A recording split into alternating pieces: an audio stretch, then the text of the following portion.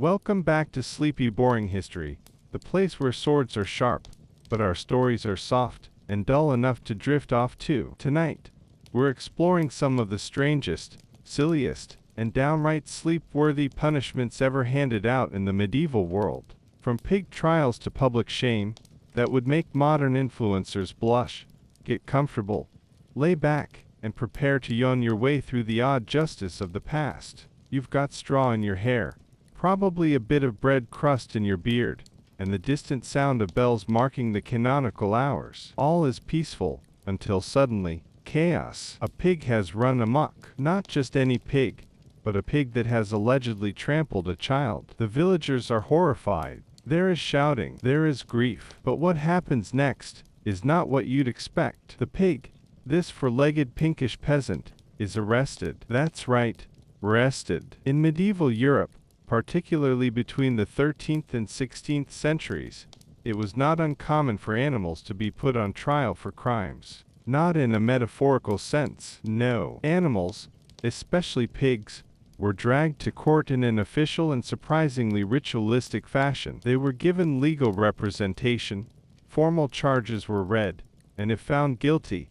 the punishments could be brutal. Execution, exile, even excommunication, if the crime was especially serious or especially ecclesiastical. Let's begin, slowly, with the story of one such pig. It's 1386 in Falaise, France. A sow has been accused of killing a child. Now, under normal logic, modern logic, you'd expect perhaps a compensation for the family, or perhaps the pig would be quietly put down. But Falaise follows a stricter brand of rural justice. The pig is formally arrested. It is imprisoned. It is given a trial. And during this trial, the pig appears in court dressed in human clothing, a jacket and a pair of breeches. A tailor is actually paid to make the outfit, because dignity, apparently, is key. The court proceedings are methodical. Witnesses testify against the pig. The court records show that the pig murdered and devoured the face of a small boy. There's no laughter in the courtroom. This is deadly serious. The pig is found guilty and sentenced to death. She is hanged by the town's executioner in the town square, her human clothes still on her body as the noose tightens. Justice, as they saw it, had been served. Why? Why would a society go to such elaborate lengths to put a pig on trial? The answer lies partly in how the medieval world viewed justice and morality. You see, they believed in a universe of order. God had created everything with a purpose. Animals, though lesser than humans, were still part of that divine order. So if a pig killed a human, that wasn't just a freak accident. That was an offense against the natural hierarchy, a cosmic imbalance. The scales needed to be set right. But there's more to it. Trials were public spectacles. Justice had to be seen to be believed. The whole thing, dragging an animal before a judge, dressing it in a tunic, assigning it a defense attorney, was part of a moral performance, a way to tell the community, we don't tolerate chaos. Even when the chaos is four-legged and rooting through cabbage, there's a strange blend of logic and superstition involved. For example, if a pig committed a murder, but did so while owned by someone of high status, the outcome might be very different. Nobles, after all, had influence. Their pigs might be quietly slaughtered, and the incident forgotten. But if the owner was a peasant, well, the law had no mercy. Some pigs were even sentenced to be maimed, having their snouts chopped off, before execution, a public statement that the animal had sinned. And it wasn't just pigs. Oh no. Medieval courts saw trials for cows, goats, horses, and even roosters. In 1474, a rooster was put on trial in Basel, Switzerland, for the crime of laying an egg. Since roosters aren't supposed to lay eggs, the townspeople suspected demonic involvement. That egg might be a cockatrice egg, believed to hatch a monster if left unchecked. The rooster was convicted of unnatural behavior and burned at the stake. Now, it's worth noting that not all animal trials were state-run affairs. Many were ecclesiastical, church courts handling divine infractions. There's a case from 1519 where a group of field mice were brought to court in the Diocese of Autun in France. They had eaten too much of the crop. The court, rather than executing the mice, because, frankly, mice are hard to hang, ordered them excommunicated. Yes, excommunication, the spiritual equivalent of being unfriended by God. The legal procedure was meticulous. A lawyer was appointed to defend the mice. He argued that the mice had a right to be heard. He claimed that they had been unfairly treated, and that the court had no jurisdiction over them, because they lived in a wide and unspecific territory. The court entertained these arguments seriously. In the end, the mice were found guilty, but the verdict was largely symbolic. No little gallows, no tiny noose. This deep seriousness about animal trials comes from a worldview very different from ours. The line between human and animal was more permeable. Animals were seen not just as property, but as moral agents, capable of sin, and therefore worthy of punishment. There was also a deep fear of transgression. Anything that crossed boundaries, blurred categories, or seemed unnatural. A pig eating a baby, or a rooster laying an egg, was seen as a disruption in the divine matrix. And yet, despite how strange all of this sounds to us, these trials had real consequences. The villagers would gather to watch. Children might be traumatized. Families would lose livestock that could have fed them through winter. The executioners, often drunk and overworked, carried out sentences with grim consistency. And somewhere in the background, a clerk wrote it all down.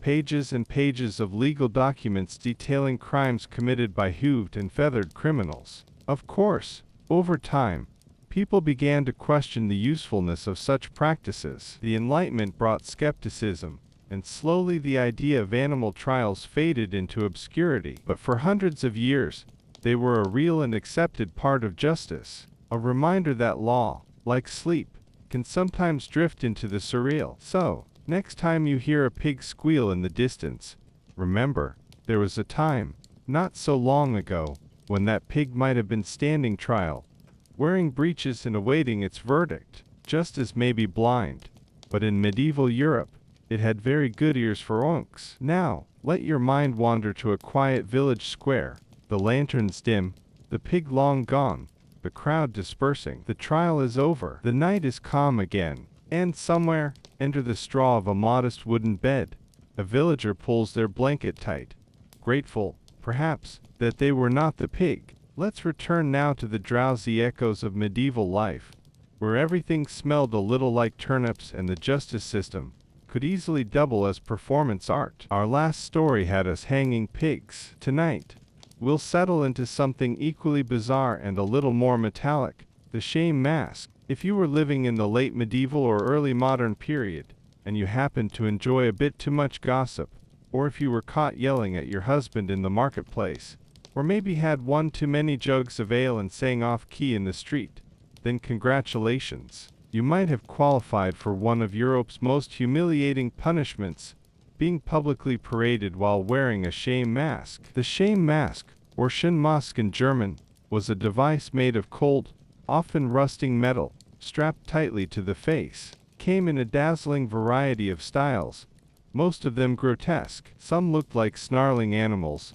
others had exaggerated tongues, huge ears, pig snouts, or horns. A few even included bells so your every footstep would ring out like a sad clown lost at a festival. These masks weren't just for show. They were custom-built symbols of your alleged misbehavior. If you were a gossip, your mask might include a long, protruding tongue made of iron. If you were drunk in public, you might be fitted with a fool's face, complete with jester bells, and a twisted smile. The idea was not merely to restrain or punish, but to ridicule, to turn a person into a walking joke, a human cartoon drawn in rust and misery. The practice began to flourish during the 16th century, particularly in Germany, Austria, and parts of Eastern Europe. But the roots were older. Medieval society had long prized public shame as a corrective tool. Fines and imprisonment were for the wealthy. The poor were punished with visibility, with being seen and mocked. So imagine it's the 1500s. You're a middle-aged woman in a small German village.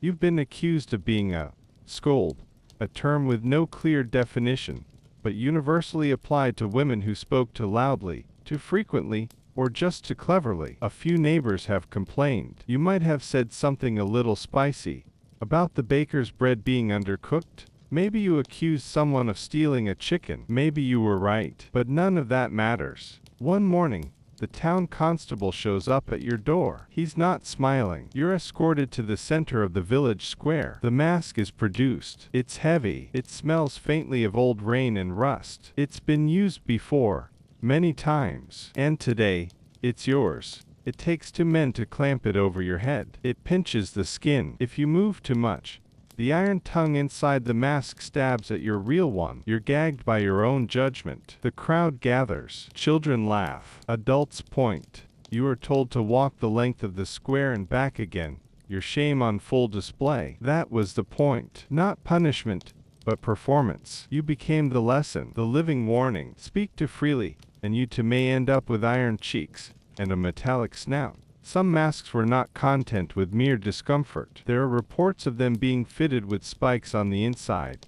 So if you dared to speak or even twitch your jaw, the pain would remind you to stop. Others were so large and cumbersome they made walking difficult, forcing the wearer to stumble like a drunk even if they weren't one. In some towns, you weren't allowed to remove the mask for hours. You were expected to go about your business, buying eggs, sweeping your stoop, while adorned in your humiliating headgear. And of course, there were variations. There was the bridle, or scold's bridle, popular in England and Scotland, a sort of head cage with a metal bit that pressed down on the tongue, often with a little hook or spike to keep you from moving it at all. Sometimes these bridles were locked, and the key kept by the local magistrate. Women would be led through town by a chain attached to the bridle, their mouths silenced by iron, their eyes burning with humiliation. And yes, mostly women. While shame masks and bridles were theoretically gender neutral, the overwhelming majority of victims were female. Medieval Europe had little patience for outspoken women. The idea of a woman having thoughts, and worse, voicing them, that was dangerous. That was disorderly. That required cold iron correction. Still, men were not entirely off the hook. Public drunkenness, theft, and dishonesty could also earn a man a mask. There's one documented example of a man in Nuremberg who was forced to wear a pig-face shame mask for repeatedly cheating customers in his shop. His punishment included walking in circles outside the town walls while wearing the snouted contraption and carrying a sign that read, "I am a dishonest swine." But why masks? Why not just stocks, or fines, or imprisonment? Because masks told stories. They communicated sin through symbol. A person in the stocks might be pitied. A person wearing a shame mask shaped like a donkey, or with bells jingling at every movement. That person was not just punished, they were rebranded, labeled. They became their crime. This symbolism was powerful in a society where most people were illiterate. You didn't need to read a court ruling to understand that a woman with a huge metal tongue sticking out of her mouth had been found guilty of gossiping. You could just look. The image was instant. The shame was loud. There's also something ritualistic about it, almost theatrical. Like the animal trials we discussed earlier, shame masks were part of a broader medieval obsession with order, performance, and hierarchy. They created a spectacle out of sin. They turned punishment into parade. And yet, as harsh as they were, these masks existed in a very specific context. In many villages, community was everything. There were no real police forces, no formal prisons. Justice was local and visible. The idea was not to destroy the offender, but to reintegrate them through ridicule. You served your time, your hour or two of humiliation, and then returned to the community, hopefully quieter, sobered, and more submissive. Did it work? Hard to say. Some records suggest repeat offenders were common. Others hint at deeper trauma. There are folk songs and poems that mock women who were bridled, and others that weep for them. Over time, shame masks fell out of favor, seen as barbaric, outdated, and unnecessary. By the 18th century, most had disappeared, left to rust in monasteries or gather dust in town halls. But their legacy lingers. In the museums of Europe, you can still find these iron faces, their twisted tongues and exaggerated features staring back through glass. They look almost comical, like props from a medieval play. But remember, each mask once touched skin, each one silenced a voice, each one told a story of control. So as you lay your head down tonight, drifting into sleep, imagine a town square, quiet and foggy. Imagine the faint sound of bells jingling, not for celebration, but for shame. Imagine a woman, her face hidden in iron, walking slowly through the mist. And then, the mask is removed. The iron is set down. The town resumes. The silence lingers. Let's float now, slowly, into one of the most quietly terrifying corners of medieval justice. A place where innocence and guilt weren't determined by evidence, or argument, or a jury of your peers. No. This was a world where your fate rested in the hands of something much more mysterious. God, the divine, the unseen and unquestioned. Welcome to the trial by ordeal. It was a method used for centuries across medieval Europe,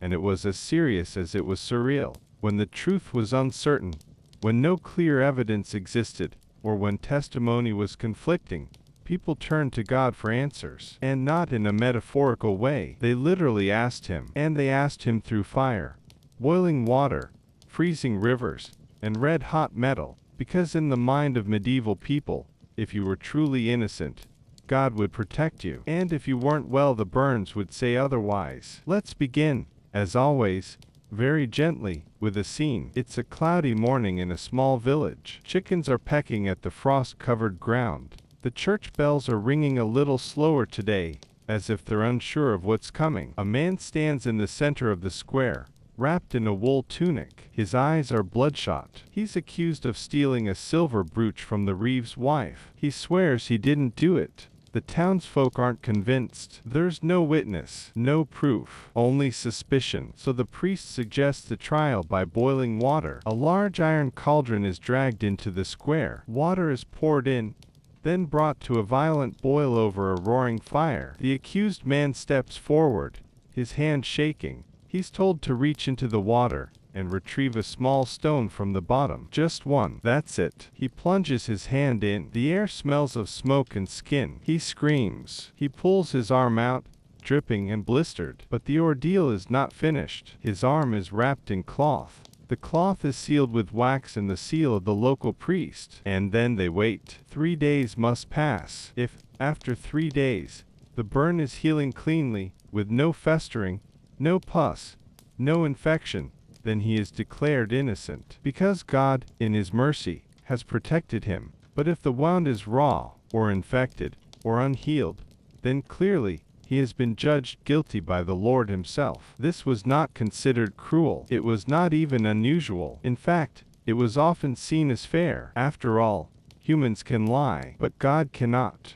And so, the fire became the courtroom, and pain became the voice of divine judgment. There were several types of ordeal, each one a quiet horror dressed in ritual and faith. The ordeal of hot iron was especially popular. The accused would have to carry a piece of red-hot metal, sometimes a bar, sometimes a ball, barehanded for a short distance, usually 3 or 4 paces. Like with the water ordeal, the hand would be wrapped and sealed. 3 days later, it would be inspected. A clean wound meant innocence, a festering one, guilt. Sometimes, a person could be made to walk barefoot over glowing plowshares laid out in the churchyard. A trial by flame, a divine test underfoot. Then there was the ordeal of cold water, which seems almost merciful by comparison, until you understand what it meant. The accused was tied up, hands bound, legs secured, and gently lowered into a river or pond. If they sank, they were considered innocent, because the holy water had accepted them. If they floated, they were guilty, because the water had rejected their sinful body. Floating, in this case, might sound safer, but with your hands and feet tied, floating usually meant you were held up by air trapped in your tunic, or by the way you were positioned. And being declared guilty could be a death sentence. It's worth noting that these trials weren't always forced. Sometimes, a person would request one, desperate to prove their innocence. If you were accused of something terrible, say, poisoning a neighbor, or breaking a sacred oath, and you had no way to prove your side, you might beg for a trial by ordeal, because at least it gave you a chance. A terrible chance. But still, a chance. And this wasn't just for the poor and powerless. Even nobles, knights, and clergy could be subjected to ordeal. There's a story from 1080 of a German knight accused of heresy. He volunteered for the ordeal by fire. He carried the red-hot iron bar, prayed over his wound, and emerged, according to chroniclers, miraculously unharmed. He was declared not just innocent, but saintly. It's easy to scoff at this from the comfort of our modern logic, to wonder how people could believe that burns meant guilt. But for many medieval people, the world was not just physical, it was profoundly spiritual. God was everywhere, in the rain, the wind, the sickness, and yes, in the fire. And the rituals surrounding ordeals were often elaborate and reverent. The trials were held on holy ground. The tools were blessed. Prayers were chanted. The entire community would gather. It wasn't just a test, it was a sacred event. Priests played a major role. They were not only religious leaders but facilitators of justice. And in the earlier Middle Ages, the Church wholeheartedly endorsed the use of ordeals. It was a way to ensure that divine order was upheld. But over time, even the Church began to hesitate. By the 12th century, voices of concern grew louder. Was it right to test God in this way? Wasn't it presumptuous to assume he would intervene in every cauldron or iron bar? In 1215, the Fourth Lateran Council, a major gathering of Catholic leaders, formally forbade priests from participating in ordeals. That was the beginning of the end. Without priestly blessing, the trials lost their sacred authority. Gradually, they were phased out. Local courts began to prefer more secular forms of justice, oaths, witnesses, written documents. Trials by ordeal faded into legend, remembered more as relics of superstition than instruments of law. But their legacy lingers. In folktales, in literature, and in the occasional museum display featuring a blistered iron bar, or a battered kettle, symbols of a time when people looked to the sky for justice, and found it, sometimes, in steam and scars. Now, let your thoughts slow. The cauldron cools, the fire dies down, the priest closes his book, the crowd disperses, the injured hand rests, wrapped and still, beneath the wax seal. The night deepens, and justice, strange and divine, slips back into the silence. Some punishments were fiery, some were cold. Some were cruel in ways that clanged and burned, and scarred the skin. And then some were just deeply, profoundly gross. Welcome to one of the most fragrant punishments in medieval Europe, the dung cart parade. Let's take a slow, slightly squishy step into a world where your misdeeds didn't just get you scolded, they got you wheeled through the village seated on a cart brimming with manure. Not metaphorically, not symbolically, literally. A cart filled with dung, rolling down cobbled streets. And you, proudly, or rather, miserably, atop it. Let's set the sleepy scene. It's a quiet afternoon in a French town. The baker is sweeping flour off his doorstep. Children are playing with wooden hoops in the mud. And down the main road comes a slow-moving wooden cart, pulled by a donkey that looks deeply unimpressed with its life. The cart creaks, it sways, and on top of it, gripping the sides and trying very hard not to breathe, is a man. His clothes are soiled, his head is bowed. He's sitting in a pile of filth. Actual, steaming, unpleasantly fresh filth. He's not a lunatic. He's not a performance artist. He's being punished. This is the char de boue in France, or sometimes called simply the dung cart penalty. It was used in several European regions throughout the Middle Ages, and well into the early modern period. The concept was straightforward. If someone had committed a crime deemed particularly antisocial, dishonest, or shameful, they were paraded through town in a cart heaped with human and animal waste. Because nothing says, do not emulate this person, quite like forcing them to ride a stinking throne through their own neighborhood. Who, you might ask, got this treatment? Often, it was merchants who cheated their customers, bakers, who sold underweight loaves, butchers, who watered down blood to pass off old meat, or cobblers who used bad leather. It was a way to say, this person lied to you, and touched your food, and now he must sit in the very thing he's metaphorically full of. But it wasn't just dishonest traders. In some towns, it was used for those accused of slander, public drunkenness, sexual misconduct, or general disorder. One 13th-century London record describes a man who was paraded through the streets sitting in a dung cart simply for repeatedly disturbing the peace during Sunday sermons. It was not a private affair. The parade was deliberately slow and extremely public.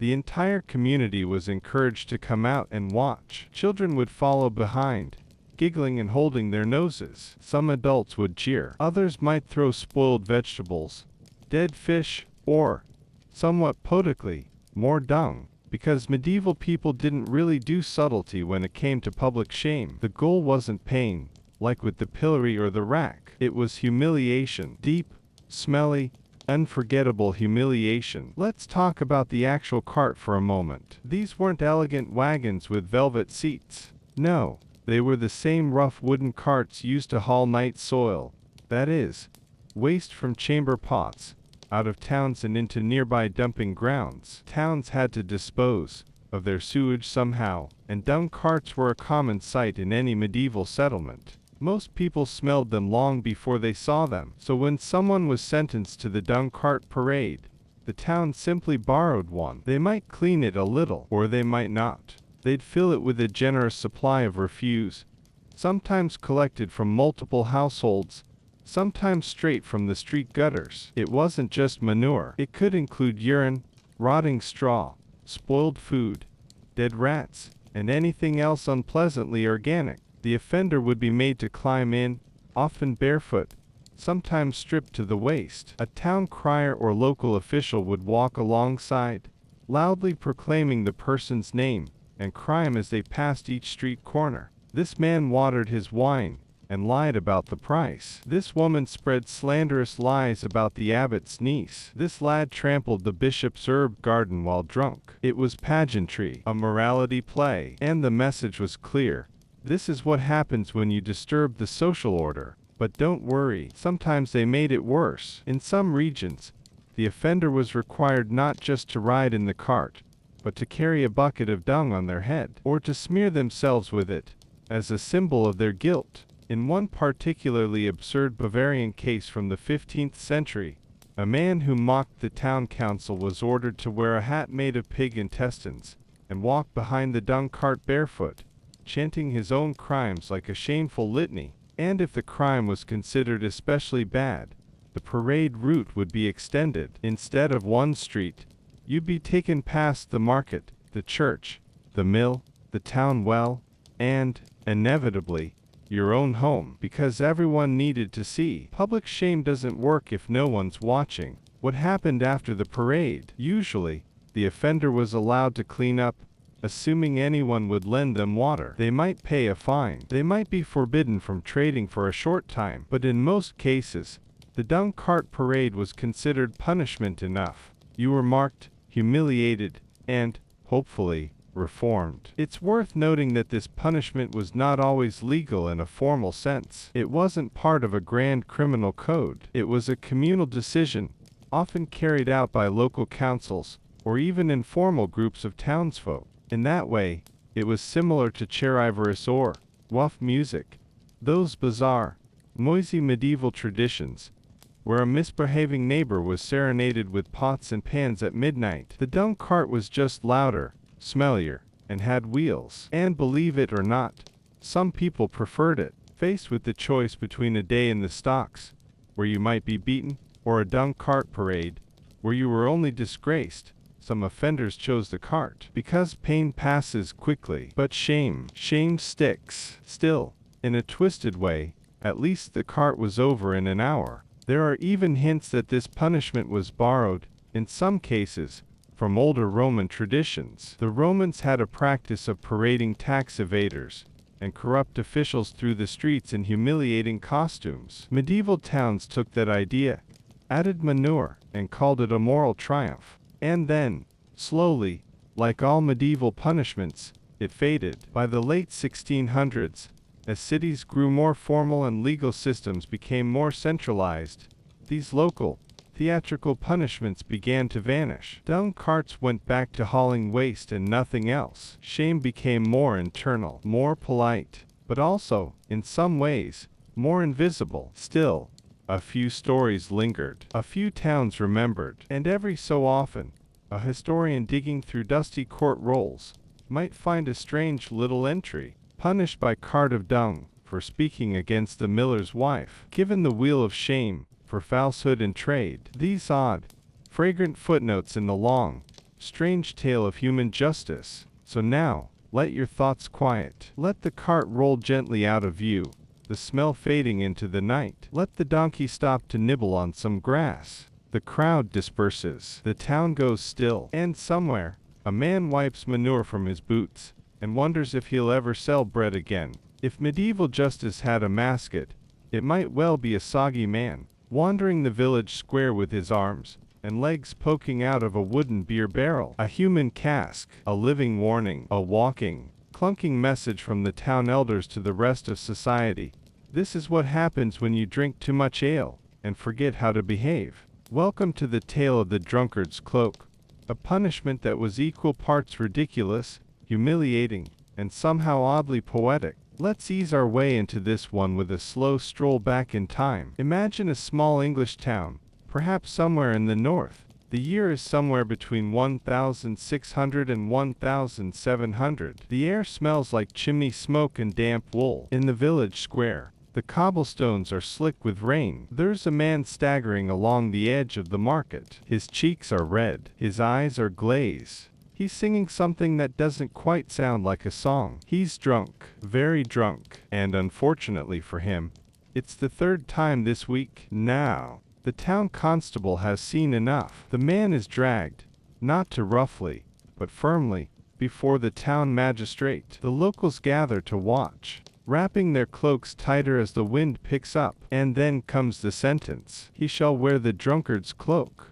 It sounds almost dignified at first, like a ceremonial robe or perhaps a garment made of shame. But it's neither. In fact, it's just a barrel, a hollowed-out beer or wine barrel, cut so that holes can be made for the wearer's head and arms. The bottom is removed entirely, so the person can walk, or rather, shuffle awkwardly. It's heavy, it's uncomfortable, it smells faintly of stale ale and splinters, and it turns the person inside it into a cartoon of themselves, a figure of ridicule, trapped in the very thing that got them in trouble. The drunkard's cloak wasn't a widespread punishment everywhere, but where it existed, it made quite the impression. It's most famously associated with northern England and parts of Germany. In England, it was often used in small towns with tight-knit communities. People knew each other's names, and when someone became a repeat offender at the local tavern, when drunken behavior turned into property damage,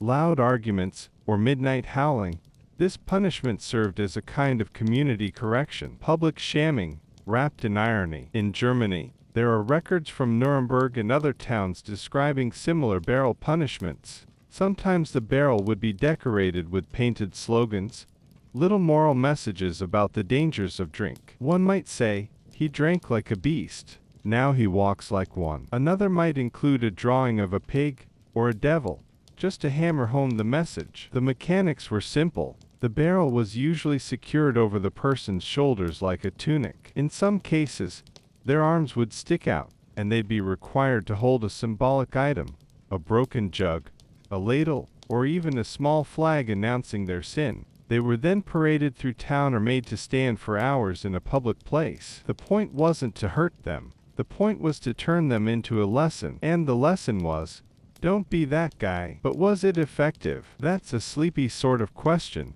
because like so many medieval punishments, the answer depends on how you measure success. If the goal was to physically stop people from drinking, then the drunkard's cloak was about as effective as a wet cloth on a wildfire. But if the goal was to make someone think twice before shouting drunken poetry in the marketplace at 3 a.m., then it had its uses. It also reflected the deep connection between alcohol and community life. You see, medieval people drank a lot. Ale and beer were everyday drinks, safer than water in many cases, and consumed at every meal. Children drank watered ale. Monks brewed their own strong beer. Farmers drank cider. And taverns were more than just watering holes. They were social hubs. Business was discussed there. Gossip was traded. Songs were sung. And, inevitably, Sometimes things got rowdy, so when someone got too far out of line, when drinking turned into fighting,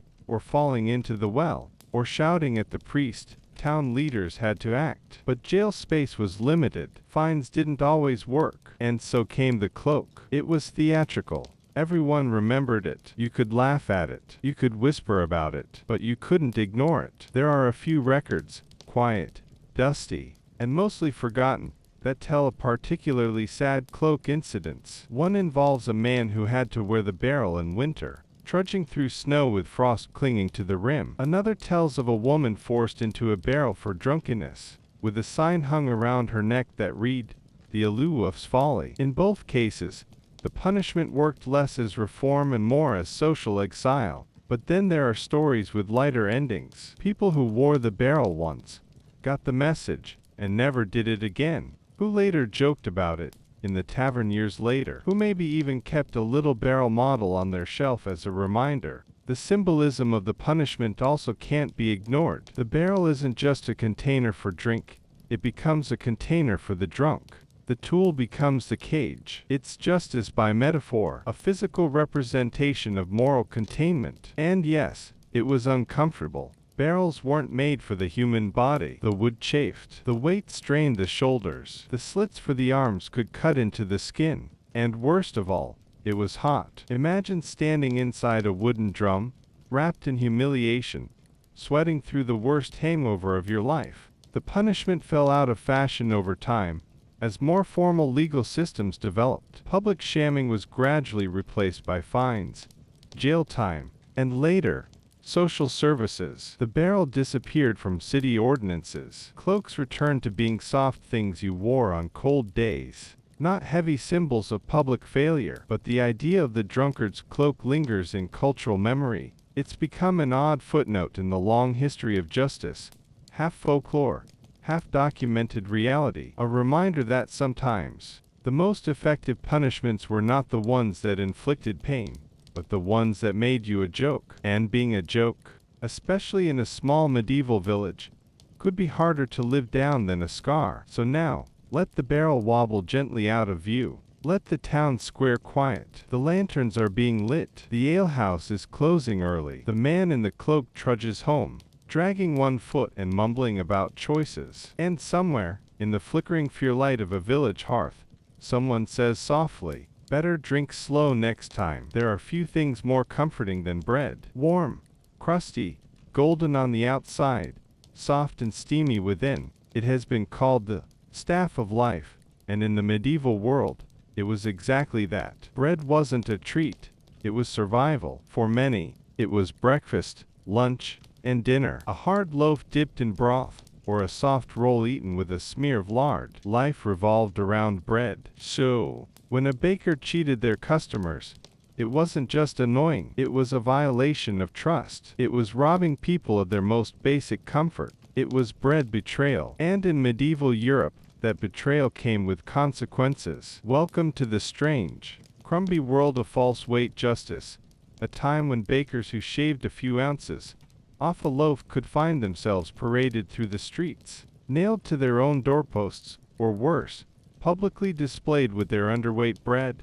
hung around their necks like shameful jewelry. Let's begin with the basics. In the Middle Ages, bread wasn't sold at whatever weight or price the baker felt like. No, it was highly regulated. Many towns and cities had laws, sometimes written in exquisite legal Latin, dictating exactly how much bread should weigh, what it should cost, and what kind of flour it could be made from. These laws changed frequently, adjusting to the price of grain, famine, weather, and royal whim. The goal was to protect the public, especially the poor, from being cheated during lean times. Bread was such a critical resource that its distribution had to be strictly managed. To cheat the scale wasn't just petty theft, it was nearly treasonous. Which brings us to the bakers. Imagine a small bakery in 14th century London. It's early morning. The smell of yeast hangs thick in the damp air. The fire roars in the oven. The baker, tired-eyed and flour-dusted, pulls a tray of loaves from the heat and weighs them. Most are perfect, but perhaps, just perhaps, one or two come in slightly light. He wraps them anyway. He sells them quickly. And for a brief moment, it seems like no one noticed. But someone always notices. Maybe it's the town ale taster. Maybe it's a dissatisfied customer. Maybe it's just the baker's bad luck that the local inspector decides to stop by that morning. Whatever the case, the bread is weighed again, this time with a calibrated scale, and found wanting. The baker has committed the sin of short weight. Now comes the punishment. And oh, what punishments they were. In some towns, the guilty baker was tied to a cart, not inside it, but to it. His hands lashed to the wooden rails, his shameful loaf strung around his neck like grim medals. He was then paraded through the town with a crier walking ahead, shouting something like, "This man hath sold bread of false weight. Let all men take heed." The crowd would gather, of course. Children would point and laugh. Neighbors would whisper, "That's the one who gave me the flat roll last week." Someone might throw a turnip. Someone else might call him a crust cutter or a loaf robber. Very serious insults in the world of medieval carbs. And when the parade was over, the baker would be brought back to his own shop, where the final humiliation awaited. He would be nailed to his door, not through the body, at least, not usually. More commonly, his ears were nailed to the wooden frame, pinning him in place like a warning sign. He was expected to stand there, tethered to his own crime, until he either fainted from pain or promised, loudly and in front of witnesses, never to cheat again. Some towns took a slightly less bloody approach. They would instead nail the loaf to the door, along with a written statement declaring the offense. The baker himself might be made to stand beside it, holding a scale and looking sorry. It was all highly symbolic. The message was simple: if you lie about bread, you lie about everything. This intense regulation of bakers wasn't just a few isolated incidents, it was practically a tradition. In England, the Assize of Bread and Ale, first issued in the 13th century, laid down very specific rules for bakers. It included a schedule showing how much bread you should get for your penny, depending on the price of wheat that week. It also included the delightful detail that bakers who disobeyed these rules could be fined, imprisoned, or, as we've seen, humiliated in the most theatrical way possible. But it wasn't all fear and punishment. In fact, many bakers took steps to avoid such situations entirely. This is where we get the lovely old concept of the baker's dozen. You've probably heard that a baker's dozen means 13 instead of 12. But did you know why? Bakers, terrified of being caught shorting a loaf, even accidentally, began the habit of throwing in an extra roll, just to be safe. If someone ordered 12, they got 13. Better to lose a crust than your ears. The baker's dozen was both insurance and customer service. It said, "We promise not to cheat you, and here's a little something extra to prove it." In other towns, instead of parading bakers, they would use stocks or pillories. The baker might be locked in place with a sign over his head reading something like, "For loaves to light," or, "Cheated the scale." Sometimes the offending bread was nailed up beside him, so everyone could see the exact size of the deceit. There were even cases where entire bakeries were shuttered by the town authorities. The ovens were sealed with wax or holy water. The flour bins were locked, and the baker was told to sit at the edge of the market and think about his actions. What made all this so serious was the emotional connection people had to bread. It wasn't just food, it was fairness. Bread was one of the few things everyone expected to be honest. It was humble, simple, and dependable. When a baker gave you less than you paid for, it felt like a betrayal of community itself. And of course, there's the very medieval idea that public shame is the best teacher. Today, if a grocer gives you less than a pound of apples, you might leave a bad review or send an email. In the medieval world, you'd throw him on a cart and yell about it, until the whole village heard. Over time, as legal systems became more centralized, these theatrical punishments faded. Fines replaced parades. Courts replaced criers. Nailing people to doors, mercifully, fell out of fashion, but the memories lingered. In old guild laws and dusty parchment, you can still find the echoes of it, justice by humiliation, with a loaf of bread as the central character. And every time you hear someone mention a baker's dozen, you're hearing the quiet, flour-dusted whisper of that long-ago fear, of bread weighed too light, of scales just slightly off, of a man in an apron, standing shamefaced before his neighbors with a roll tied around his neck. So now, as the ovens cool, and the village settles, let the punishment rest. The cart has rolled on, the crowds have dispersed, the loaves, perhaps, are once again the proper weight, and the baker, our humble, flour-smudged friend, has learned his lesson. Next time, he'll give 13. In the sleepy hum of a medieval village, where chickens clucked underfoot and firewood crackled in every hearth, there was one sound that could cause more fear than a bell tolling, or a horse galloping at night. It wasn't a war horn, nor a cry of alarm. It was the clatter of wooden wheels rolling toward the river bank, followed by a hush in the market square, because someone was being taken to the ducking stool. It wasn't a grand punishment like beheading or exile. There was no blood, no shackles, no ominous chanting of monks. No, this was simpler and wetter, a method designed not to maim the body, but to chill the spirit, humble the voice, and, supposedly, cleanse the soul. This is the story of the gossip's bath, a punishment that involved ropes, riverbanks, and, more often than not, a woman who had spoken a bit too freely. Let's begin with the tool itself, the ducking stool. It sounds almost quaint, like something you might find in a cozy tavern next to the hearth. But don't let the name fool you. It was not a chair for resting. It was a device of public spectacle. Picture a sturdy wooden chair, often reinforced with iron or leather straps, perched on the end of a long wooden beam.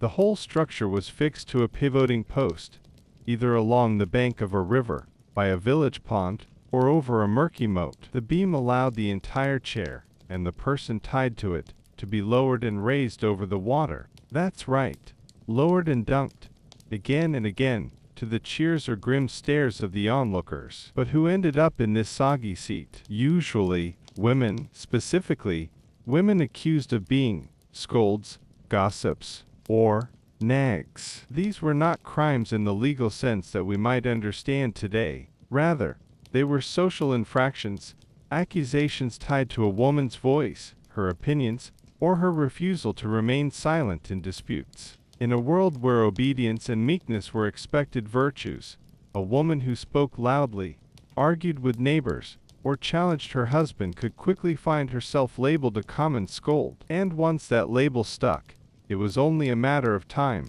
before the ducking stool came calling. The logic, if you can call it that, was both symbolic and practical. If a woman used her voice too often, or too sharply, then perhaps a little cold water would cool her temper. Or more bluntly, if she wouldn't shut up, the village would make her sputter and choke instead. The process began with a formal accusation. A neighbor might report a woman for troublesome words, or vexing conduct. A husband might complain about his wife, harassing him with her tongue. And local authorities, often male, and rarely impartial, would decide whether the complaint warranted punishment. If it did, the ducking was scheduled. The condemned woman was escorted to the stool, often accompanied by a constable or bailiff. Sometimes she was forced to ride in a cart through the town first, so that everyone could gather and watch. Children would run alongside. Market stalls would pause. People would whisper or cheer, depending on how they felt about the accused. Then came the moment of truth. The woman was tied securely to the chair, arms restrained, ankles bound. The beam creaked, the pivot groaned, and slowly, deliberately, she was lowered into the cold, muddy water below, just enough to submerge her, just long enough to make her cough and sputter. Then up again, not once, not twice, sometimes 3 or 4 times, or even more. The number of dunks depended on the mood of the crowd, the nature of the accusation, and the leniency, or cruelty, of the local officials. The goal wasn't to kill, though deaths did happen. A particularly cold day, or a few too many dunks, could be fatal. But mostly, the intent was humiliation, to take a woman whose voice had become too loud, and reduce her to a soaked, shivering, sputtering mess, displayed for all to see. It was punishment by spectacle, and it worked, not by reforming behavior, but by silencing it. Many women emerged from the ducking stool physically unharmed but socially ruined. The label of scold stuck. Neighbors gossiped more than ever. Marriages crumbled. And worst of all, any future attempt to speak out could be dismissed with a simple, sneering word, ducked. Interestingly, the ducking stool wasn't always stationary. In some towns, it was mobile, a folding chair mounted on wheels or carried on poles, which could be brought to a riverbank or pond as needed. Some versions included wheels at one end of the beam, so the whole contraption could be rolled through town like a parade float of punishment. The practice was especially popular in England, particularly from the 14th to 18th centuries, but similar punishments existed across Europe. In France, women who scolded too much might be made to wear a bridle, a metal cage around the head, sometimes with a tongue suppressor. In Germany, public dunkings were used for both women and men who disturbed the peace. Still, the ducking stool remained uniquely associated with women and verbal offenses. It wasn't about theft. It wasn't about violence.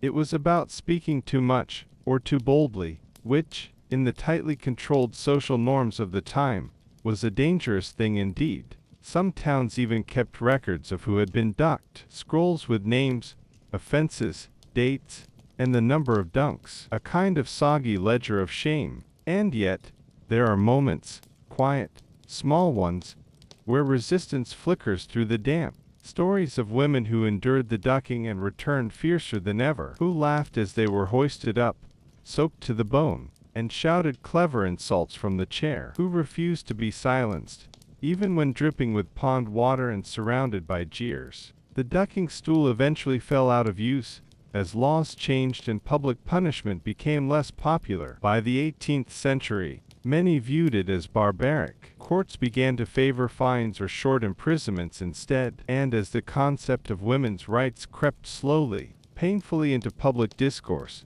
the idea of dunking someone for speaking her mind became harder to defend. But the legacy of the ducking stool lingers. In old village squares, in forgotten court records, in the quiet stories passed down in families. It stands as a reminder of a time when a woman's voice could be declared dangerous, and the punishment was not to cut it off, but to drown it out, over and over, until silence settled like silt at the bottom of the river. So now, let the water still, let the crowd disperse, let the beam creak one final time. As it's pulled back from the riverbank, the stool rests empty. The woman walks away, soaked, but upright. The gossip, it seems, may continue, but for now, let it rest. Nose splitting and ear cutting, when mutilation was the message. There are many ways to teach a lesson. Some use stories, some use silence, and some, particularly in medieval times, used knives. If you lived in the Middle Ages and broke the law, you might not go to jail. You might not pay a fine. You might not even be whipped or paraded through the village. No. If your crime was serious enough, or if the local lord felt theatrical, you could be physically marked for life. A piece of you would be taken, not your freedom, not your coins, but something closer, a slice of ear, or perhaps a split nose. And every time someone looked at you after that, they'd know what you'd done. This is the strange, brutal world of mutilation as punishment, where justice was carved directly into the flesh, and the human body became a permanent billboard for wrongdoing. Let's start with the nose. Yes, the nose. That odd little mountain in the middle of your face. It seems harmless, but in the Middle Ages, it was prime real estate for punishment. If you were caught committing certain crimes, especially adultery, fraud, or betrayal, the authorities might decide that words and warnings weren't enough, so they'd reach for the blade, and they would split your nose down the middle. Not cleanly removed, not neatly cauterized, just a deep, slow cut along the bridge, sometimes extending into the cartilage. It would leave a wide, permanent cleft. Your face would never look the same again. It was called rhinotomy, and it was more than just disfigurement. It was a statement, a public branding, a way to say, this person cannot be trusted. They are unclean. Their very face is a crime scene. There are stories of women accused of infidelity, having their noses cut by jealous husbands, or by court order. In some regions, it was even codified law. A wife caught in adultery could lose her nose, while a husband might escape with only a fine. The logic, grim as it was, went something like this.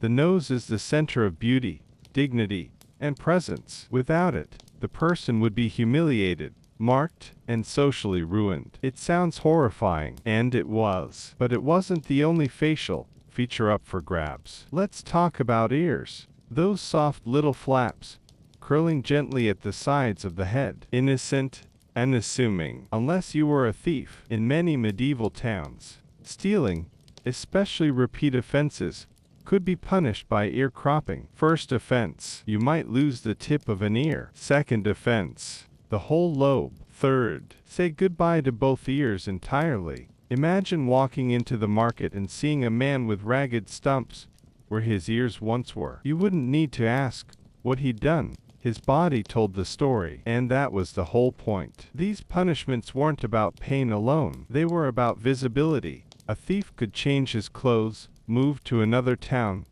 grow a beard, but he couldn't regrow an ear. Everyone would know what he was forever. Sometimes the ears were nailed to a pillory before being sliced off. Just to add insult to injury, the criminal would be held in place, arms bound, head locked, while the town gathered to watch. Children might point, neighbors might jeer. The executioner would take out his small, curved blade, stained from use, and carefully separate the ear from the skull. Quick, clean, and symbolic. Even more elaborate was the practice of branding, a close cousin to mutilation. In England and France, certain criminals might have letters burned into their skin. A T for thief, an F for forger, an M for malefactor, usually on the hand, the cheek, or the forehead. Always visible, always painful. One popular method was to press a heated iron into the flesh, using a mold in the shape of the desired letter. The burn would sear deep, blistering into a permanent scar. Some courts even preferred cold branding, cutting the letter into the skin with a knife, then rubbing ashes or dye into the wound to leave a lasting mark. These signs weren't just for locals.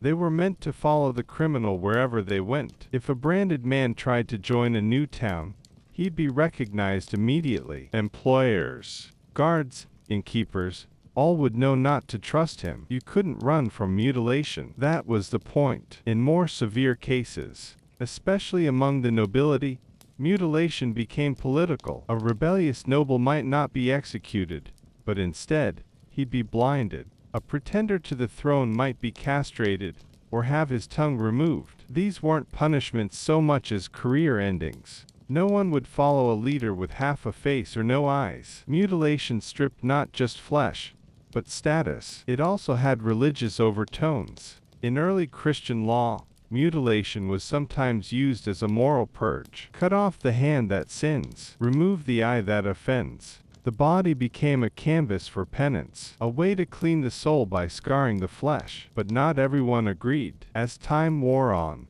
voices began to rise against the practice. Philosophers, priests, and even some rulers began to argue that bodily mutilation was barbaric, too cruel, too permanent, too messy. One problem was the inconsistency. A rich thief might pay a fine and walk away whole. A poor one might lose both ears. Justice, it seemed, was as uneven as the cuts it delivered. By the 17th and 18th centuries, mutilation began to fall out of favor in Western Europe. Prisons became more common. Fines, workhouses, and deportation were seen as more civilized alternatives. The idea of carving justice into the skin began to feel outdated, like something from a darker, dustier age. And yet, echoes remain. In folk tales, in family legends, in quiet warnings passed from parent to child.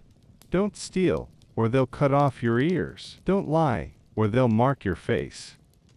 These weren't just stories. They were memories, carried down through generations, passed like scars through time. Today, we have other ways of punishing: fines, courtrooms, community service. But the shadow of the knife remains, not in steel, but in words, in stories, in the quiet thought that once, long ago, justice came with a sharp edge. So now, let the blade rest, let the iron cool, let the ears remain attached, and the noses unsplit. The body, whole. The crowd, gone home. The message, it seems, has been delivered. When we think of medieval punishments, we usually picture the living, prisoners shackled, criminals paraded, or unfortunate souls led to the chopping block. But what if the punishment extended beyond the grave? What if even the dead could be brought to justice? In the eerie twilight of medieval towns and cities, there existed a strange, unsettling practice where corpses were put on trial,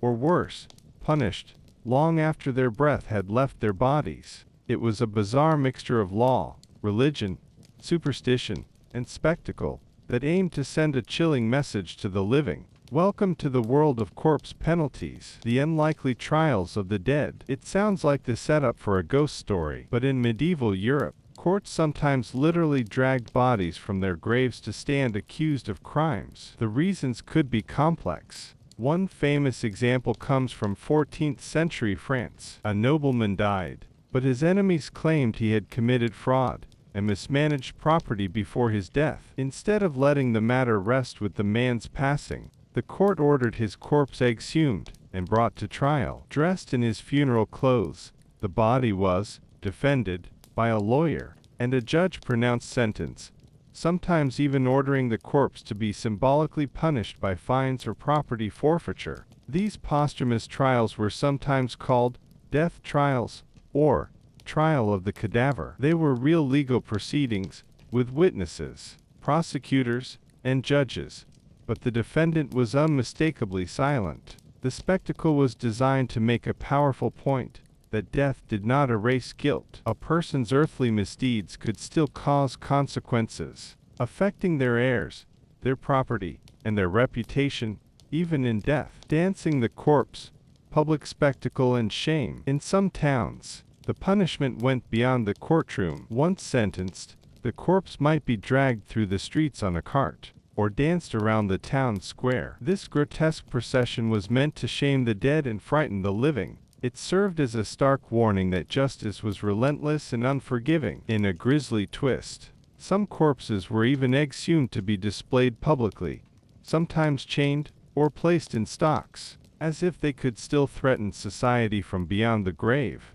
This macabre form of posthumous punishment was especially common for those accused of heresy, treason, or grave crimes against the Church. One of the most famous examples was that of Pope Formosus, who died in 896 AD. About a year after his death, his corpse was exhumed, dressed in papal robes, and put on trial in a bizarre event called the Cadaver Synod. The rotting body was propped up on a throne while a deacon was assigned to speak for the corpse. The verdict: Formosus was found guilty, and his papal acts were annulled. The corpse was stripped of its vestments, fingers used for blessings were cut off, and his body was thrown into the Tiber River. The scene was so shocking that it left a lasting stain on papal history, religious beliefs, and the fear of posthumous justice. Why did medieval people believe in such bizarre post-death trials and punishments? Part of it came from religious beliefs about sin, judgment,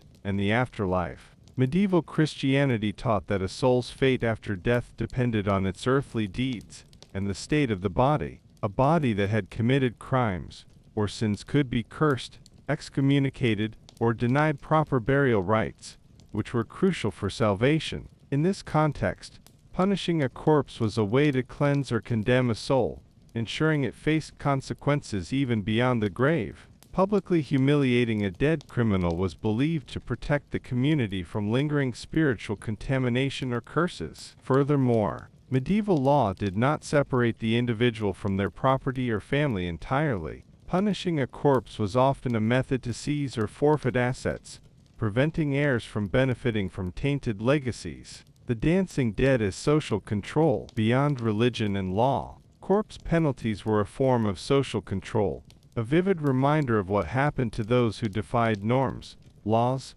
or rulers. Imagine a quiet village square in the early morning mist. A cart rolls in, carrying the body of a once respected merchant accused of fraud. The townsfolk gather silently, watching the stiff, cold form being displayed. The sight is meant to chill the bones, not just of the dead man's family but of every living person who might consider breaking the law. The spectacle was as much about power and order as about justice. It said, "No one, even the dead, is beyond the reach of authority." Other forms of posthumous punishment. The corpse trials and processions were the most dramatic examples, but medieval societies also practiced other strange posthumous penalties. In some cases, the body was mutilated after death. Heads might be severed and displayed on spikes. Bodies might be buried face down, or outside consecrated ground, denying the deceased a proper Christian burial. These acts were meant to dishonor and terrify. Some criminals were even burned after death or had their remains scattered to prevent the soul's peace. And in the world of superstition,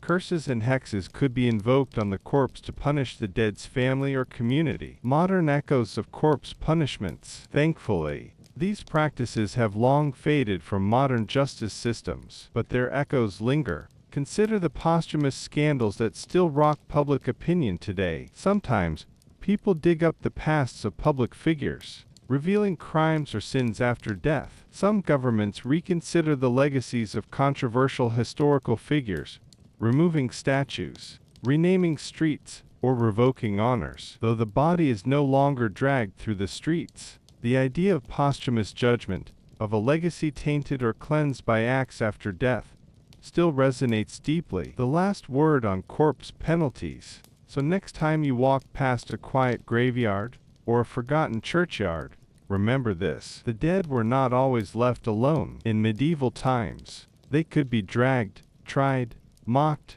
and punished. Their stiff bodies paraded like marionettes in a macabre dance, a vivid, chilling reminder that the law had teeth not just for the living, but for the dead as well. The dance may have ended centuries ago, but the stories remain. And now, as the night deepens, and the world quiets, it's time to let the dead rest. Brink's bridle.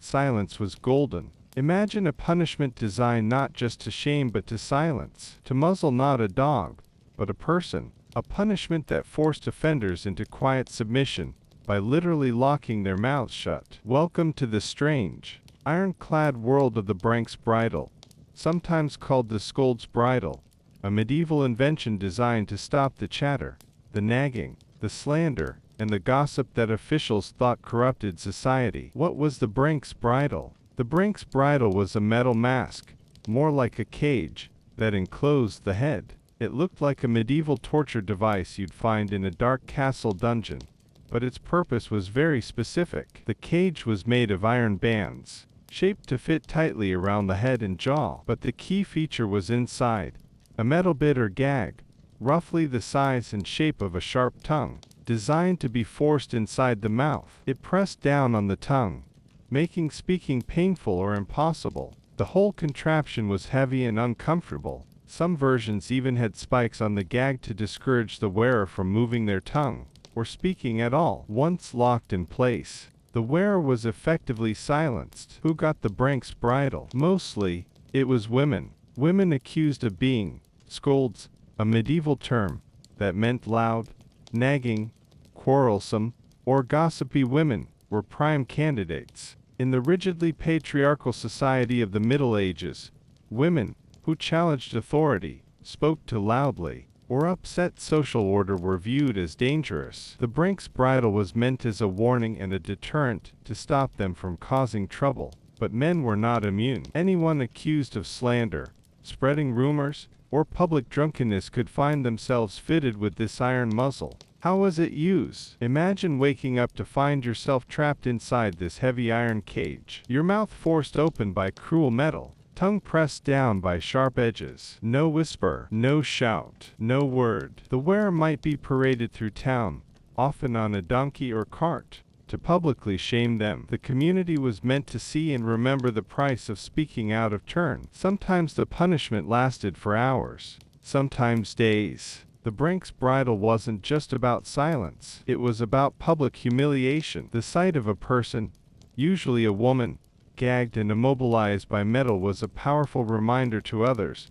Mind your tongue, or you'll wear the Brink next. Origins and variations. The exact origins of the Brink's bridle are unclear, but records show it was used in England, Scotland, and parts of continental Europe between the 16th and 18th centuries. Some pranks were simple and crude. Others were elaborately decorated, almost grotesque masks with metal flowers or horns, perhaps to add insult to injury. The irony wasn't lost on the wearer, to be forced to wear a mask that both silenced and mocked them. The social and legal context. The prank was part of a broader system of social control designed to maintain order, especially in small villages or towns where everyone knew everyone. Slander and gossip weren't just personal annoyances. They were viewed as threats to social harmony and the authority of church and state. So, local magistrates, church elders, or village officials would use the prank as a tool to enforce silence and obedience. The punishment was humiliating, but it also had a practical effect.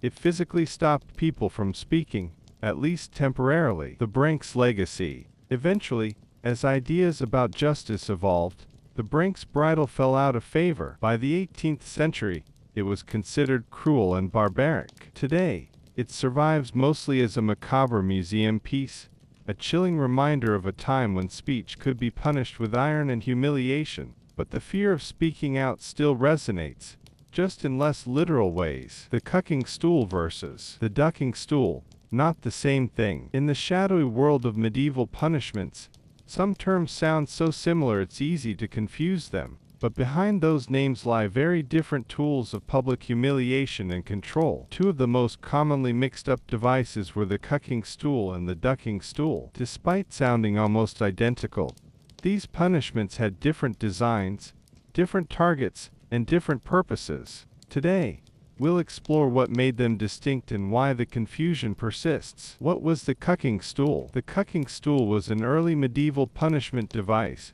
primarily used in England and parts of Europe during the 14th to 17th centuries. It was basically a chair, but not just any chair. This chair was fixed to a long wooden beam, like a primitive lever. The person being punished, often a woman accused of being a scold, nag, or gossip, was tied or strapped into this chair. Then, the chair would be carried through the town or village streets, parading the offender before the public for humiliation. The cucking stool was all about shamming, letting the community see who had violated social norms. The role of the cucking stool. The name, cucking, comes from the Old English word, cution, meaning to defecate or stink, reflecting the shame associated with the punishment. The idea was that the person punished was refused to be publicly shunned. Sometimes, the punishment included exposing the offender to filthy smells or even throwing rotten vegetables at them,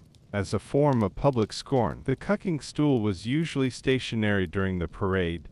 The offender sat in the chair as the bearers walked them around town. What about the ducking stool? Now, the ducking stool is where things get a bit wetter and more intense. Unlike the cucking stool, the ducking stool was specifically designed for immersion in water. It was a chair attached to a long wooden lever, similar to the cucking stool, but built near a pond, river, or well. The accused, again, usually a woman accused of scolding, gossiping, or witchcraft, was strapped into the chair. Then, the lever was pulled or pushed to duck the person into the water, sometimes repeatedly. The purpose was twofold: public humiliation and a crude test of guilt. If the person floated, it was taken as a sign of guilt, sometimes linked to witchcraft, and if they sank, they were innocent, but often risked drowning. Why the confusion? Because both devices were chairs used to punish scolds or nags, and both involved public humiliation. The names often became interchangeable in folk memory and even historical documents. Some historians speculate that the original cucking stool evolved into the ducking stool as attitudes hardened and punishments became more physical. The key difference is whether water was involved. The cucking stool was a public parade of shame. The ducking stool was a dunking punishment involving water. The social meaning behind these punishments. Both stools reveal how deeply gender and social control were intertwined in medieval justice. Women who spoke out of turn, challenged their husbands, or disrupted community harmony risked public punishment. The punishments were brutal but calculated. They combined physical discomfort with public humiliation. The spectacle of watching someone paraded or dunked reinforced social norms and discouraged dissent. When did these punishments end? By the 18th century, these punishments fell out of favor. Changing ideas about justice, human rights, and gender roles made such public shamming less acceptable. Today, the cucking and ducking stools survive mostly as museum pieces and curiosities, silent witnesses to a harsher, less forgiving age. Tarring and feathering, feathers, pain, and public humiliation. If you think medieval punishments were just about chopping limbs or throwing criminals into dungeons, think again. Some punishments were messy, sticky, and painfully humiliating in ways that left lasting scars, both on the body and on the victim's reputation. One such punishment was tarring and feathering, a bizarre, cruel practice that combined physical pain with relentless public shame. Tonight, we'll slowly peel back the layers of this strange medieval penalty. What was tarring and feathering? The punishment was as literal as it sounds. The victim's body, usually the upper half, was covered in hot, sticky tar. This tar was thick and burning hot, enough to cause serious pain and injury. Then, they were covered in feathers, often plucked from nearby birds, so they looked like a bizarre, grotesque bird or scarecrow. The victim would then be paraded through town, exposed to public scorn, laughter, and sometimes violence. The origins of the punishment. Tarring and feathering actually predates the Middle Ages, but was especially notorious during that period in Europe and colonial America. The goal was simple: humiliate and punish anyone seen as a troublemaker, traitor, or someone who violated social norms. Unlike many punishments designed to kill or imprison, tarring and feathering was meant to make an example, to brand the offender in a very visible, very messy way. How was it carried out? First came the tar, a dark, sticky substance usually made from pine or wood resin, heated until it was liquid but dangerously hot. Victims were forcibly held down while hot tar was slathered over their skin and clothes. Because the tar was so hot, it caused burns, blisters, and long-lasting pain. Next, feathers were dumped over the tar, sticking fast. The image was grotesque, humiliating, and impossible to hide. Who faced this punishment? Tarring and feathering was often reserved for political dissenters, traitors, and social rebels. Sometimes it was used against tax collectors, unpopular officials, or anyone who angered a community. Because it was a public spectacle, it served as a brutal warning to others. The physical and psychological toll. The pain from the hot tar could be severe and cause lasting skin damage. Removing tar was difficult and often required harsh chemicals or scrubbing, making recovery long and painful. But even worse was the public humiliation. Victims were mocked, shunned, and sometimes attacked. Imagine walking through your town, covered in sticky tar and feathers, with everyone staring and laughing. The punishment was a deep wound to pride and dignity. How did it end? As ideas about justice and human rights evolved, tarring and feathering became seen as cruel and unusual. By the 19th century, it was mostly abandoned, though isolated cases occurred as acts of mob justice or vigilantism. A lasting image. Even today,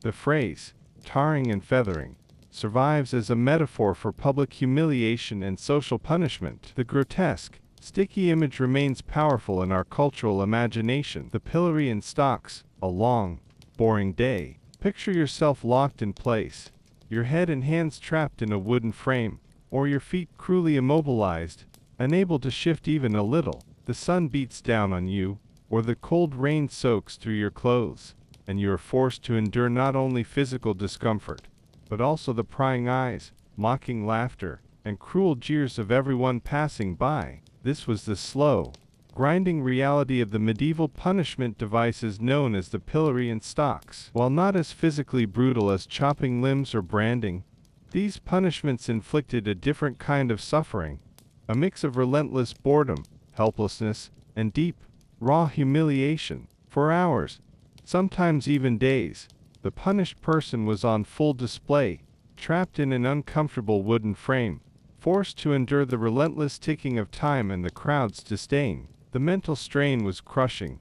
The slow pace made every second drag on forever, turning time itself, into a tormentor. The pillory and stocks were tools not just of restraint but of social control, mechanisms to reinforce order through public shame and communal participation. The pillory, a wooden framework with holes for the head and hands, immobilized the upper body in an especially humiliating way. Once secured, the victim was forced to stand upright and still, unable to hide their face or shield themselves from the taunts of the crowd. The rigidity of the pillory meant there was no escape, no way to dodge the rotten tomatoes, mud, or worse, that might be hurled their way. The victim's helplessness was on full display, making them a target for the collective scorn of the community. Standing locked in place with your head and hands trapped exposed you to the elements, bugs, and the physical strain of holding an awkward posture for hours on end. Every passing moment was a reminder of your disgrace, and every jeer from the crowd hammered home the social condemnation, meant to keep everyone else in line. The stocks, by contrast, held the lower legs or sometimes both the ankles and wrists in place. While this allowed for some movement of the upper body, it was little comfort. Sitting or standing with your feet trapped in a wooden board meant that every minor discomfort, the prick of a splinter, the sting of a fly bite, the damp cold of a stone bench, was magnified. The victim could neither walk away nor retreat from the eyes of the townfolk. The stocks were often placed in central village squares or marketplaces, ensuring maximum exposure. The slow passage of time in the stocks was an endurance test of boredom and shame. The physical discomfort of locked limbs combined with the mental torture of public spectacle created a punishment that was both slow and insidious. Unlike executions or branding, it didn't kill the body but chipped away at the spirit through relentless exposure and humiliation. The crowd's role in these punishments cannot be overstated. Public shamming was not a passive experience. People threw rotten food, mud, or sometimes even animal waste at the person locked in the pillory or stocks. They shouted insults, ridiculed the victim's crime, and mocked their helplessness. For some, it was entertainment; for others, a moral lesson. This communal participation turned the punishment into a social event, reinforcing the boundaries of acceptable behavior. The public nature of the pillory and stocks served as a warning to others: misbehave, and you too will be trapped, mocked, and exposed. The spectacle created a collective memory of wrongdoing that extended beyond the individual, influencing the whole community's sense of order and justice. Typically, offenses punished with the pillory or stocks were minor: petty theft, lying, drunkenness, or disorderly conduct. These crimes, while not violent or severe enough to warrant harsher penalties, were seen as threats to the social fabric. The punishment fit the crime in a way that was both practical and symbolic. The slow, public nature of the pillory and stocks underscored that these offenses disrupted community harmony and demanded public atonement. The sufferer's prolonged exposure was a ritual of penance, designed to restore balance and trust by making the offender an abject lesson for others. By the 18th and 19th centuries, these devices gradually fell out of use as the justice system evolved toward imprisonment and fines. Changing attitudes about human rights and dignity made prolonged public humiliation less acceptable. Yet for centuries, the pillory and stocks were fixtures of medieval justice, symbolizing a form of punishment where time itself became a sentence and boredom a tool of control. Tonight, as you relax in your cozy bed, far from prying eyes or judgmental crowds, think about the slow passing of time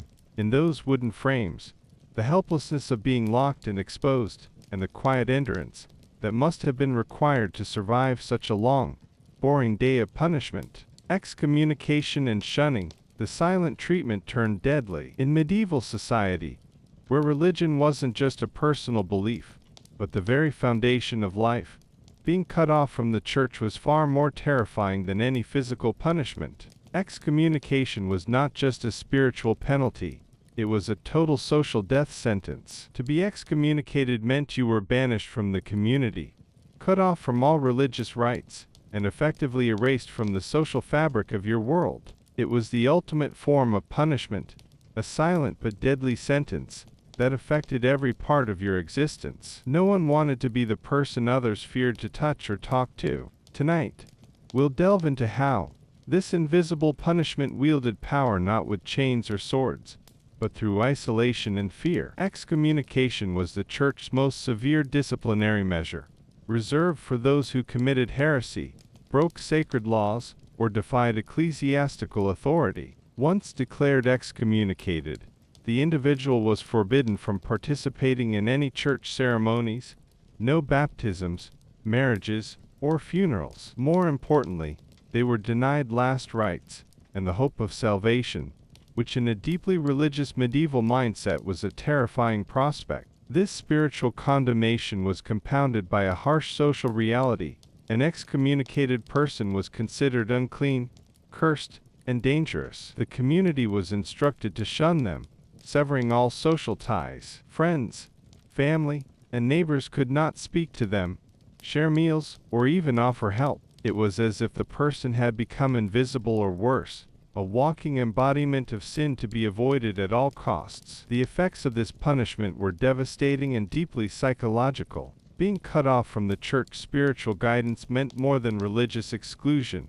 It was a loss of identity and belonging. In a time when your community and faith were inseparable from your survival, excommunication often led to extreme loneliness, despair, and sometimes even death. Without the support of neighbors or family, daily life became a struggle. Food, shelter, and protection could become scarce, leaving the excommunicated vulnerable not only to spiritual damnation but to physical hardship. This punishment wielded power by isolating the individual completely, turning social silence into a weapon more cutting than any sword. Closely related was the practice of shunning, a secular but equally powerful form of social exclusion. Shunning could be ordered by local authorities or communities and often accompanied excommunication, or was used independently for crimes or moral transgressions. Victims of shunning were similarly cut off from social interactions, ignored in public, and barred from participating in communal activities. It was a community-wide effort to make the person a pariah, reinforcing the idea that they no longer belong. This silent treatment was a slow, suffocating punishment, eroding a person's place in the world without any physical marks but leaving emotional wounds that could last a lifetime. Both excommunication and shunning relied on the medieval belief that social cohesion and spiritual purity were vital to the health of the community. By removing an offender from these, the community attempted to protect itself from moral corruption and divine punishment. The punishments served as powerful warnings. To break the rules was to risk total erasure from the life you knew. Even those who escaped physical punishment feared these invisible but absolute sentences. Over time, as the power of the church waned and secular authorities took greater control over justice, excommunication and shunning became less common as official punishments. However, their legacy remains in cultural memory, as chilling examples of how silence and isolation can be turned into cruel weapons. For those condemned in medieval times, the real horror was not chains or swords but the terrible loneliness of being cut off, a living ghost in a world that refused to see or hear them. So as you drift off tonight, think about the invisible walls built around those punished by silence, the unbearable weight of being spiritually and socially erased, and how sometimes the most deadly punishment is not pain, but being forgotten. Sleep peacefully, being buried alive, sometimes on purpose. Imagine the terror of being trapped in a dark, narrow coffin, sealed underground with no hope of escape, surrounded by earth pressing in on all sides, and the only sounds being your own breath and heartbeat. For many, the thought of premature burial is a nightmare, something unthinkable, a fate worse than death. Yet in medieval times, there were rare but horrifying cases where being buried alive was used deliberately as a form of punishment. While the idea might seem like something out of Gothic horror fiction, it was sometimes a grim reality, employed in extreme cases to punish the worst offenders, or those accused of particularly heinous crimes. Tonight, we'll explore this dreadful punishment, how it happened, and the terror it brought to its victims. Burial alive was not a common punishment by any means.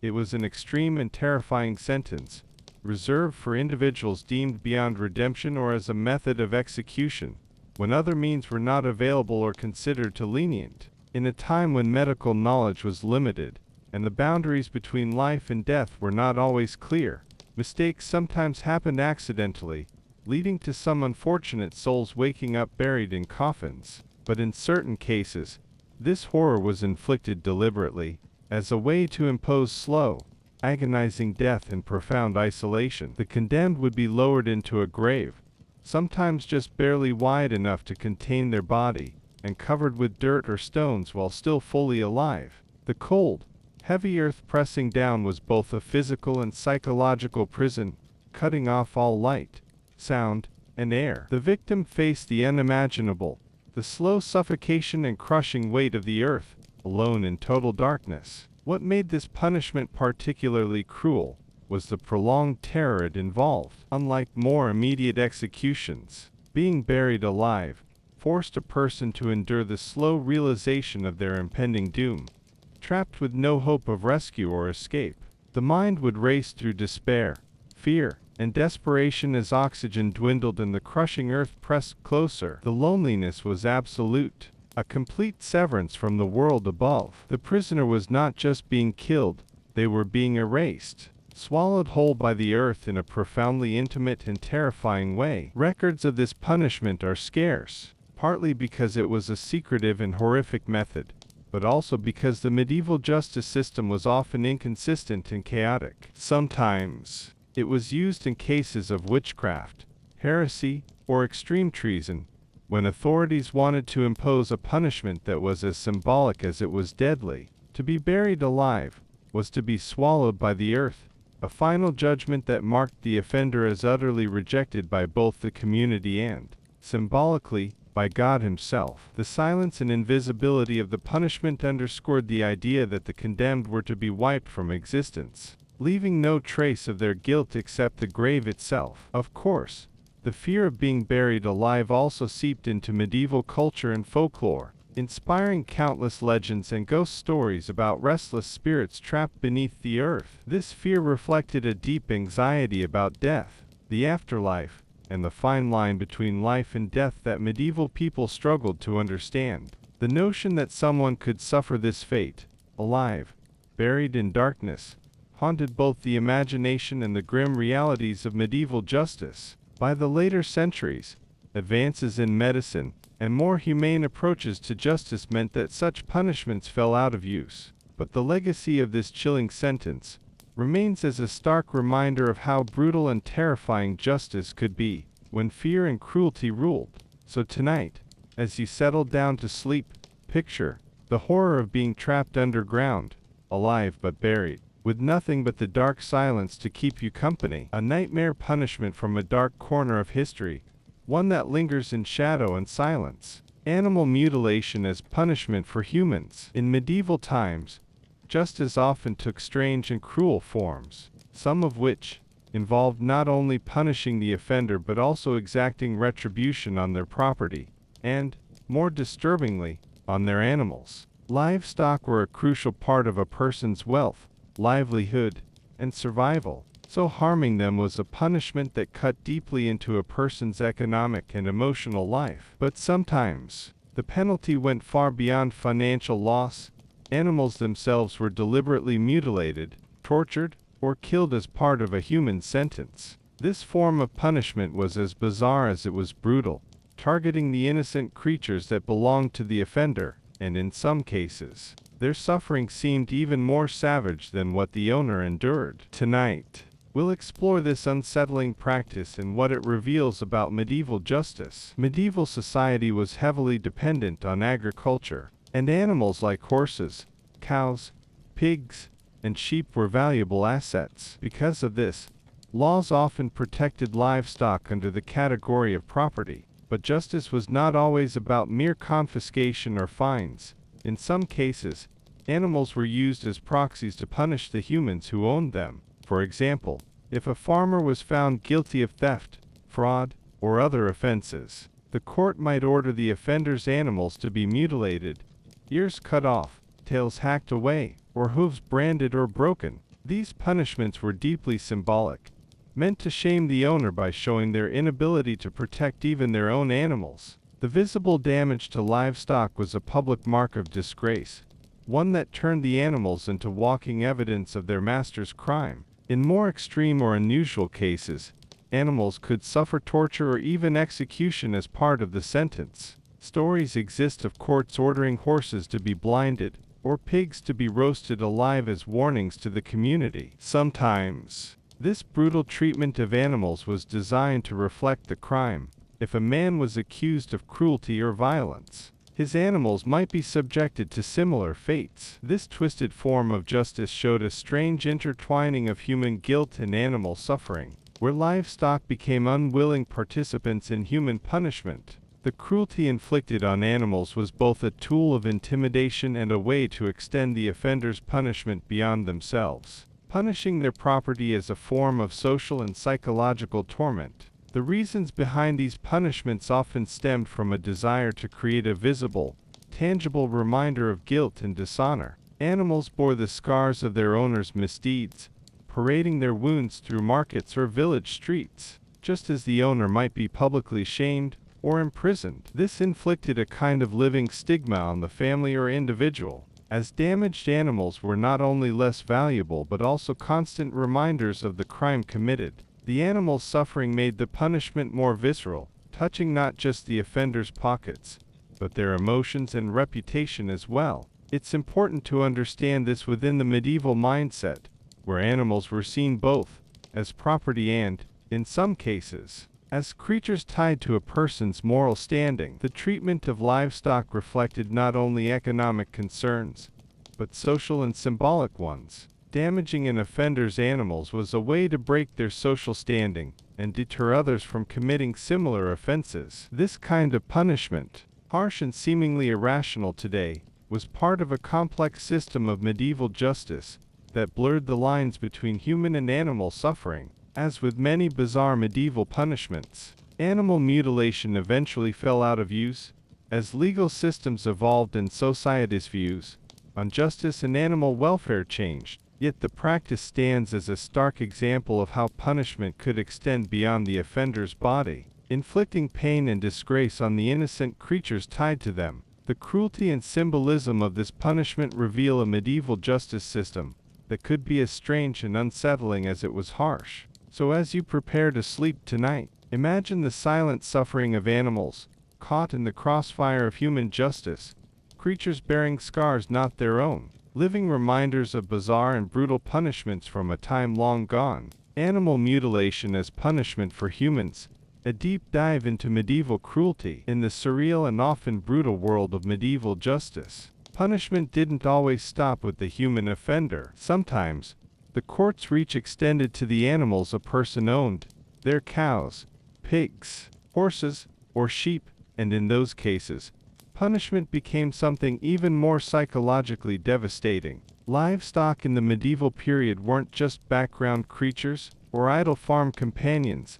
They were wealth, livelihood, social standing, and survival. To harm someone's animals was to destroy the foundation of their life. But medieval punishments weren't simply practical or economic. They could be intensely symbolic, deeply humiliating, and horrifyingly cruel, and this was especially true when animals became targets for punishment meant for their human owners. At the heart of this strange practice was the notion that public shame should leave a mark, not just on the criminal, but on everything and everyone around them. When a man was found guilty of theft, treachery, or serious moral failure, his livestock might be seized, disfigured, or even slaughtered, not because the animals were guilty of anything, but because their suffering would amplify the offender's humiliation. A farmer's prize ox might have its ears sliced off, a horse might be hobbled, or a pig mutilated so it bore the scars of its owner's crime. These maimed animals,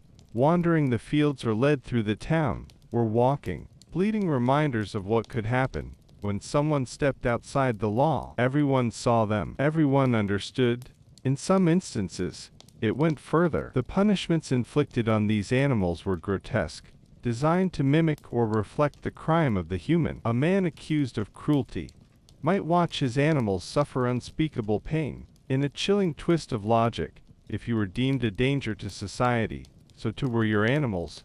even if they were blameless. Some pigs were roasted alive, some dogs were stoned, and some horses were blinded. The goal wasn't justice for the animals, of course. The goal was to make the offender live with the emotional and economic devastation, to make them witness pain extended to the innocent because of their actions. It was not rehabilitation. It was not mercy. It was spectacle, deeply symbolic and deeply terrifying. This brutal form of punishment was not always formally codified. Much of medieval justice was local, improvised, and communal. Punishments could vary from region to region, but the impulse behind them was the same. Crime did not happen in isolation. It affected the community, the household, and the reputation of the offender, and therefore, the punishment had to spread outward too. Harming someone's animals wasn't just about vengeance. It was about marking them socially, economically, and spiritually as cursed, irresponsible, and dangerous. And there was something particularly cruel about punishing what someone loved or relied on.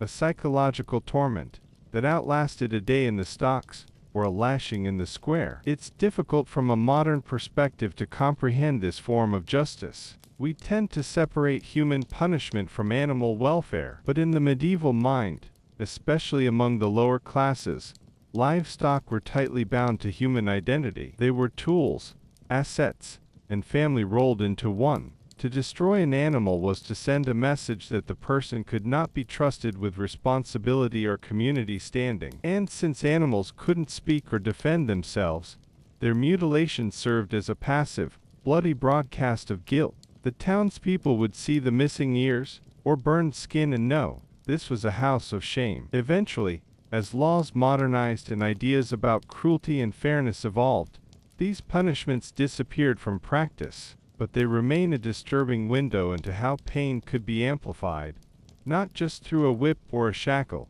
but through psychological devastation and symbolic violence. The people of the Middle Ages didn't just punish the body, they punished the whole world around you, and that made the punishment linger long after the sentence had been carried out. So tonight, as you lie in a quiet, safe place, far removed from the cruel imagination of medieval law, think of the silent animals, who bore pain they didn't deserve, not because they sinned, but because someone else did. Sleep well.